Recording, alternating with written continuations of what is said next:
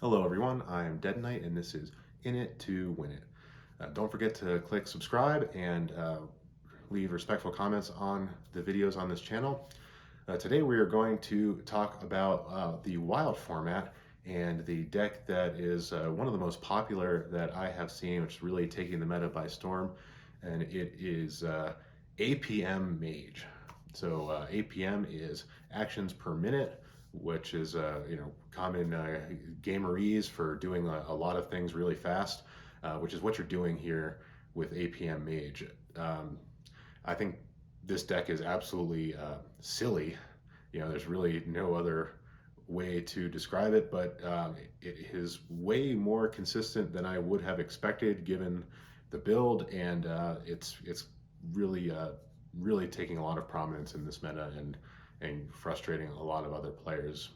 So what is going on with this deck?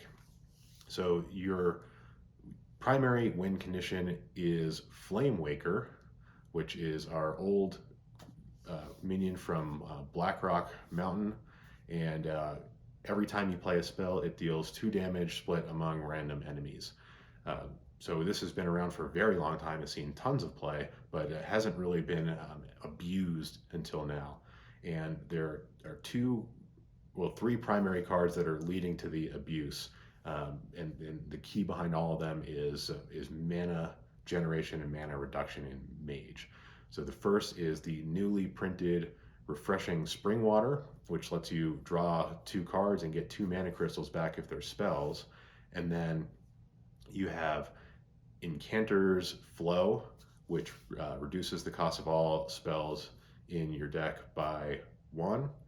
And then Sorcerer's Apprentice, which obviously was from the classic set or the basic set and is reducing the cost of all your spells by 1.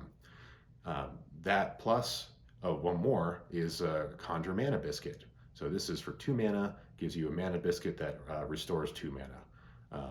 So what you do is you get a Flamewaker out, and then you draw your whole deck with reduced costs, and then play your whole deck and burn their face with the Flamewaker. So it's pretty silly. There are a couple things that need to go right for you for this deck to work. Firstly, you need to draw a Flamewaker. Secondly, you need an early Incanter's Flow. Thirdly, you need to not die before this all happens. So how fast can this deck go? I have lost on turn 4 to this deck before. So as easily as turn 4, this deck can basically draw its entire deck and kill you. That's pretty crazy. A lot had to go right there. Had to get that early Incanter's Flow. Had to get that early Flamewaker. And then, how does that happen? So when you look at Refreshing Spring Water, it's not simply just draw 2 cards for free. It's even better than that because of Incanter's Flow. With Incanter's Flow, you may only spend 3 mana or 2 mana on the Refreshing Spring Water, and then you actually get 4 mana back. So you can play things, get all that mana back, and draw the cards. So that is phenomenal. The same thing is happening with Conjure Mana Biscuit. If the cost of Conjure Mana Biscuit is reduced by either Sorcerer's Apprentice or by Incanter's Flow, then you're generating mana. And with Flamewaker, Conjure Mana Biscuit is giving you 4 damage. So the other enablers of this are the very cheap card draw, like Research Project. Every player draws 2 cards. You don't care if your opponent draws 2 cards because they will never get a chance to play them because they're going to die. Then you have the cheap Discover spells like Magic Trick and Primordial Glyph. So with Magic Trick, you get to, for 1 mana, discover a cheap spell. So that means you get to deal 4 damage with Flamewaker, sometimes for free if the cost of Magic Trick has been reduced by Sorcerer's Apprentice. And then Primordial Glyph is for 2 mana, and it reduces the cost of the spell that you discover by 2. So if you discover a 2 mana spell like Research Project or Incanter's Flow or some of these other cards that you're already running, then you just get to play that for free.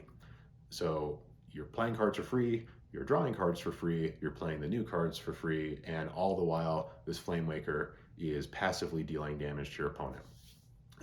You can finish them off with Frostbolt, and to just deal 3 damage to the face and freeze them, and then Ice Lance, which deals 4 damage to a frozen target for 1 mana, which will almost for sure be free.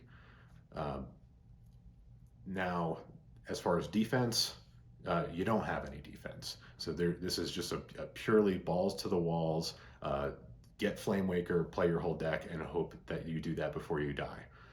The only defense you have is Ice Block. Ice Block, obviously, been around since launch, makes your hero immune for the turn instead of dying.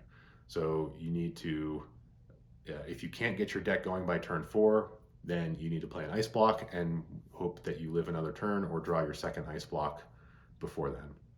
So, why do I think this deck is silly and not overpowered? The main reason is because of how much has to go right on the first 3 turns to make this deck work. If you don't get that Incanter's Flow, you pretty much lose. If you don't get card draw, you pretty much lose. If you get those things and then just don't draw the Flamewaker, you lose. If you don't get Ice Block, most of the time you lose. If your Ice Block gets eaten by Eater of Secrets, you lose. So there's just so many different ways to lose, and there's really only one way to win, which is play Flamewaker, play all your spells. When you try to look at side by side ways that I win versus ways that I lose, and the ways that I lose has more things on it, generally that's a bad deck. That said, this deck has found tons of success. The reason it's found tons of success is because I think of how good other control decks have been in Wild. So decks like Reno Priest and decks like Resurrection Priest and decks like Control Warlock or decks like Pain Warlock, all of these decks that take a lot of time to set up, they are very, very vulnerable to APM Mage because they are not killing you early enough to stop you from aligning all the stars and killing them. If you're playing a fast deck like Demon Hunter or Call to Arms Paladin, then those decks are going to be putting tons of pressure on you, and you might not be able to get your Flamewaker and draw all your cards fast enough, and then you lose.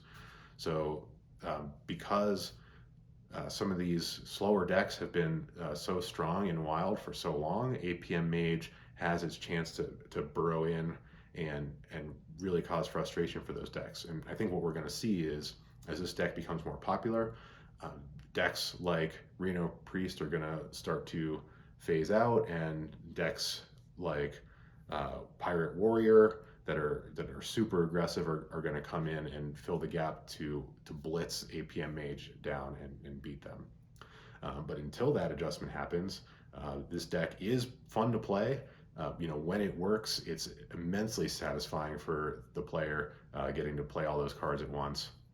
And it's going to be causing some problems for other players for a while, and then if you're playing the right deck to beat this deck, you just see, oh, there's another APM Mage that I can farm, and you just blow right through them unless they get super lucky. So take it or leave it. I think it's a silly deck, but it's overall good for the meta. Causes some cycling through so that you're not seeing the same decks over and over, and it'll probably be around for a while because of how fun it is to play. So what do you think of APM Mage? Leave a respectful comment below. Don't forget to subscribe, and tune in next time.